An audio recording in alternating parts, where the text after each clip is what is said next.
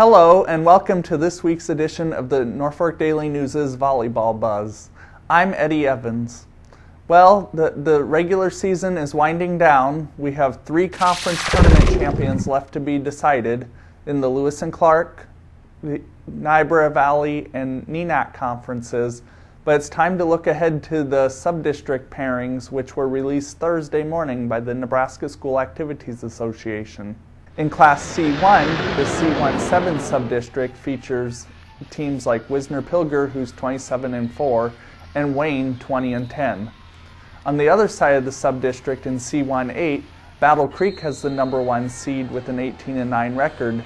Norfolk Catholic is #2 at 20-9. Whoever's hot next week will earn that spot to Grand Island or Hastings. In Class C2, things are a little bit more simplified. You have top-seeded Lutheran High Northeast at 29-2, but then you have second-seeded Hartington Cedar Catholics, who's 24-4, and Laurel Concord Coleridge, who's 22-6. In D1, the D1-3 subdistrict has West Point Central Catholic, who's 25-7, Howells and Humphrey, who are both 23-5.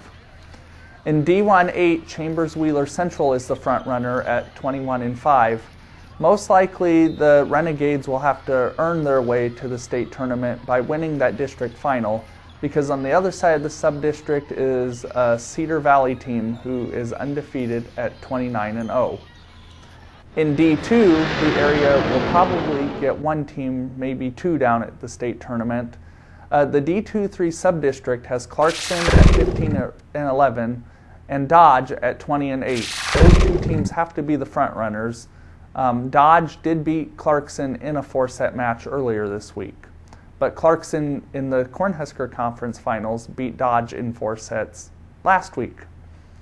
In D2-4, should either of those teams make it, they'll most likely pair up against Hampton or Spalding Academy. In D2-5, it could either go Elkhorn Valley at 13-13 or Wynot at 12-6.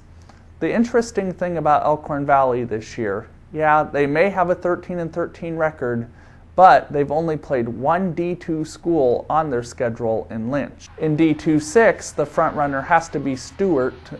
They started the season 2-3, then won 22 straight matches before falling to Elgin Public and Pope John in the semifinals of the Niobrara Valley Conference Tournament. Like I said, who's ever hot on any given night will probably advance to Grand Island and Hastings.